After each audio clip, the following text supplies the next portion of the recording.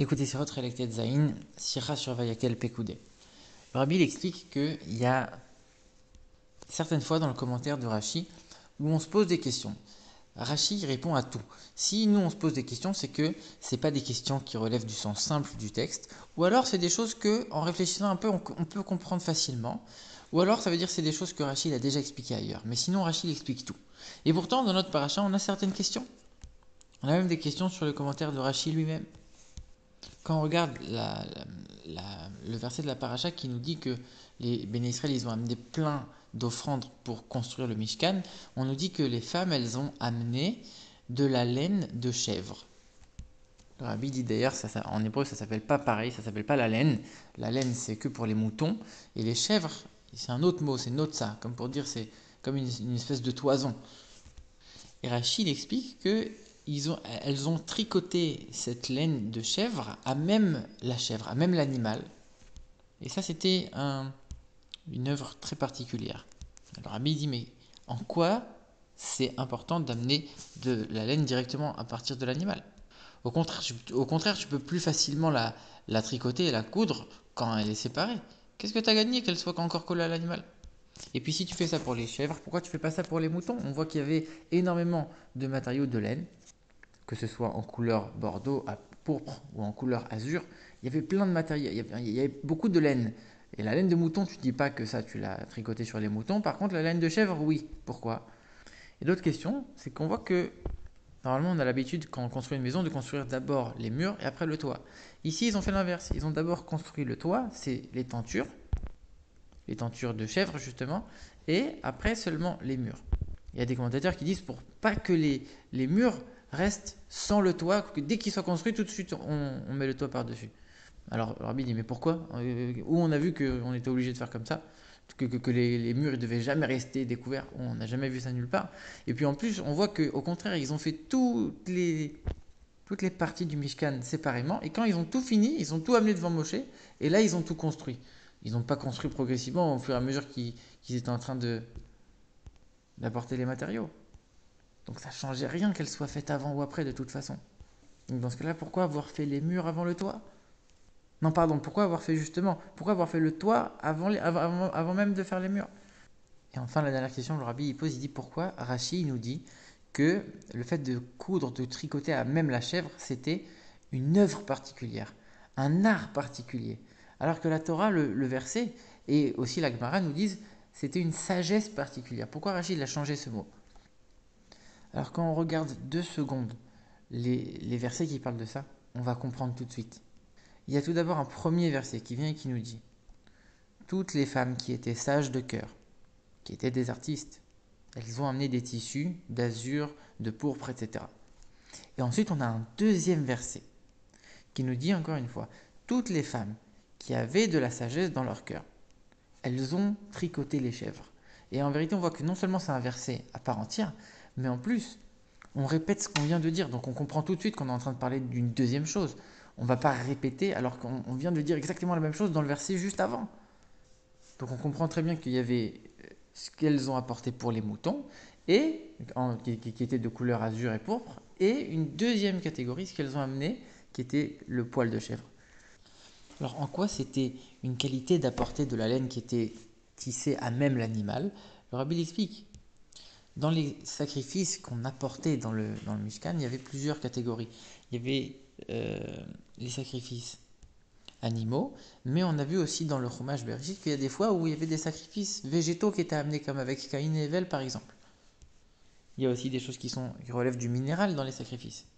Et donc on comprend qu'il y a aussi un certain ordre à respecter, et quand on est dans le règne animal, quelque part c'est le niveau le plus haut. Donc le fait d'offrir quelque chose au Mishkan qui est encore attaché à l'animal, ça prend une importance particulière, ça prend un degré particulier. C'est pour ça que c'était important d'apporter les matériaux, les tissus qui étaient à même la chèvre. Il dit alors dans ce cas-là, pourquoi on a fait ça qu'avec la chèvre et pas avec le mouton? Le rabbi, tout simplement, c'était une question pratique. Quand on regarde bien les versets, on voit que la laine de mouton, elle était teinte en pourpre ou en azur. C'était impossible de teindre la laine une fois qu'elle était tissée. de la teindre sur le mouton même. On est obligé de couper, de teindre et après de tricoter. Donc de toute façon, concrètement, pratiquement, c'était impossible de fabriquer la laine de mouton à même l'animal, puisque de toute façon, elle devait être teinte. Ce qui n'était pas le cas de la laine de chèvre qu'on pouvait faire directement à même l'animal. Et encore une fois, c'est quoi l'intérêt, quelque part, pratiquement, de coudre à même l'animal? Le rabbi dit, le fait que le poil de l'animal il était encore attaché, il était plus souple et, et plus résistant, si on peut dire, plus doux. Et donc il y avait une qualité du tissu qui était beaucoup plus appréciable. C'est pour ça que Rashi ne dit pas c'était une sagesse comme le verset il le dit. Il dit c'était un art parce qu'il y avait vraiment concrètement un avantage matériel avec ce type de tissu. Et on avait posé la question, on avait dit mais pourquoi on a fait d'abord le toit, donc les tentures de chèvre, avant même les murs? Tout simplement, c'est encore une question pratique. Les femmes, elles ont tout donné pour le Mishkan en premier. Elles se sont dépêchées, elles ont offert tous les matériaux avant les hommes. Donc, quelque part, elles sont arrivées tout de suite. Une des premières choses qui était prête, c'était ces chèvres qui sont arrivées avec sur le dos des espèces de tissus déjà cousus à même le dos de la chèvre. Si on attendait que les hommes ils aient terminé de fabriquer les murs, alors entre-temps, les poils de chèvre ils auraient poussé et donc toute la tenture qui était faite sur leur dos, elle aurait été défaite.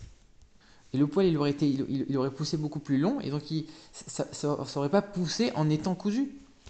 Donc dès qu'elles ont terminé de coudre les tentures à même la chèvre, elles ont amené les chèvres et tout de suite on a coupé la laine de la chèvre. Et puis aussi pour pas que la chèvre se retrouve un peu prisonnière comme ça avec une tenture sur le dos le moins de temps possible pour soulager un peu la chèvre, soulager l'animal, on coupait le plus rapidement possible.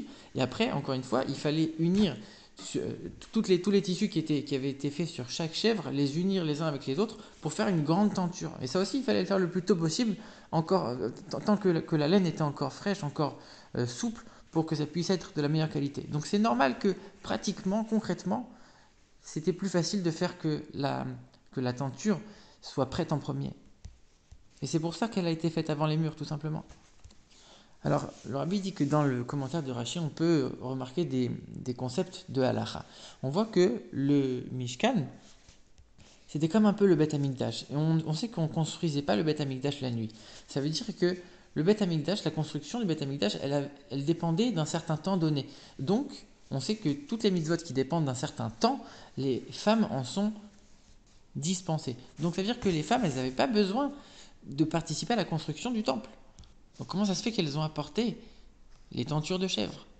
Alors en vérité, il y a deux axes dans la construction du temple. Il y a le fait de construire le temple en lui-même et il y a le fait de permettre d'offrir les sacrifices. Le temple en lui-même, ça on l'a dit, les femmes ne peuvent pas y participer.